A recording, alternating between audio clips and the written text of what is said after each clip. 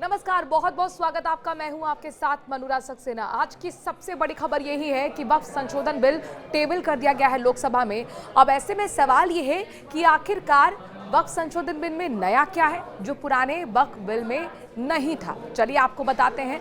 तो अल्पसंख्यक कल्याण मंत्री किरेन रिजिजू ने वक्फ संशोधन विधेयक लोकसभा में पेश कर दिया है। मुस्लिम समाज का एक तबका इसके समर्थन में है जबकि दूसरा धड़ा इसके विरोध में है।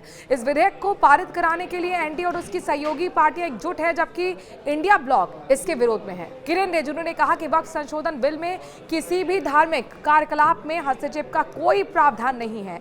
हम किसी भी मस्जिद के संचालन में हस्तक्षेप करने नहीं जा रहे हैं। अल्पसंख्यक कार्य मंत्री ने वक्फ के डिजिटलाइजेशन से लेकर वक्फ क्रिएट करने की प्रक्रिया तक पूरी प्रक्रिया बताई है और कहा है कि सब कुछ राज्य सरकारों को ही करना होगा। जो वक्फ प्रॉपर्टी क्रिएट की गई हैं उसे लेकर हम लगातार टच में रहेंगे। ये पूरी तरह राज्य सरकार के अधीन है और उनको ही इसकी निगरानी का काम करना होगा।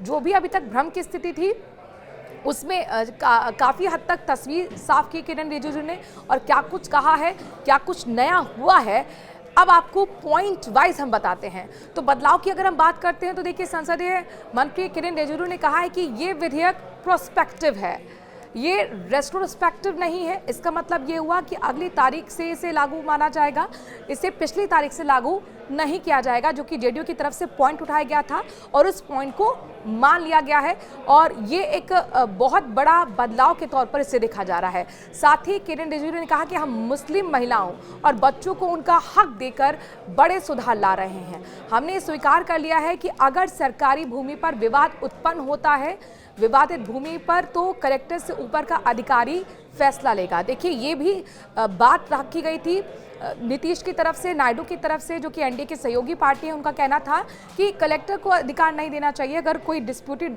भूमि है उसके ऊपर के अधिकारी को इस चीज़ के मसले को सुलझाना चाहिए और इस पॉइंट को मान लिया गया है। वहीं यहाँ पर रिप्रेजेंटेशन की अगर बात होती है तो रिप्रेजेंटेशन में महिलाओं को भी इसमें ट्रस्ट में शामिल कर लिया गया है। साथ ही एक पॉइंट जो अब नया बदलाव हुआ है वो आपको जानना बेहद ज़रूरी है, ये भी मुस्लिम महिलाओं से ही जुड़ा हुआ है। अगर आप अपनी ज़मीन जो है वो दान देना चाहते हैं, वक्फ क्रिएट करना चाहते हैं, तो आप उसके लिए आज़ाद है, आप कर सकते हैं। लेकिन उसका हिस्सा अगर आपकी पत्नी के नाम है या माँ के नाम है या बच्चों के नाम है तो वो आप वक्फ क्रिएट में नहीं जा सकता है, वो उस पर वक्फ क्रिएट नहीं होगा। उसके लिए आपको यस, वहाँ पर उत्तराधिकारी यानी महिला को घोषित कर दिया गया है, उसकी यस होगी तभी वो वक्फ क्रिएट हो सकता है। तो ये एक बहुत बड़ा बदलाव किया गया है जिसमें सरकार का कहना है कि ये समय की ज़रूरत थी और इसमें हमने महिला रिप्रेजेंटेशन को आगे रखा है। तो वक्फ बोर्ड में गैर मुस्लिम कैसे आएंगे, इस बात की भी जानकारी यहाँ पर किरेन रिजिजू ने दी है। कहा कि जैसे हम एक नागरिक सांसद चुनकर आए हैं, वक्फ बोर्ड भी एक ट्रस्ट है और कोई कैसे कह सकता है कि उसमें दूसरे धर्म के लोग नहीं आएंगे, क्योंकि विपक्ष की तरफ से यही कहा जा रहा था। कई मुस्लिम जो नेता हैं वो यही कह रहे थे कि इस ट्रस्ट में गैर मुस्लिम कैसे आएंगे। तो उनका कहना है कि मैनेजमेंट की बात है, उसमें आ सकते हैं। धार्मिक जो भी व्यवस्था है उसमें हम कोई भी इंटरफेरेंस नहीं करने वाले हैं। इंपॉर्टेंट पॉइंट एक बार और जान लीजिए, किरेन रिजिजू ने कहा है कि अब वक्फ बोर्ड में 10 मुस्लिम सदस्य होंगे, इसमें 3 सांसद भी होंगे और इसमें 4 से ज़्यादा गैर मुस्लिम सदस्य नहीं हो सकते हैं। यानी कि एक जो भ्रम की स्थिति बनी हुई थी, क्या यहाँ पर गैर मुस्लिमों की संख्या ज़्यादा होगी, नहीं होगी, सिर्फ 4 सदस्य ज़्यादा नहीं हो सकते हैं गैर मुस्लिम।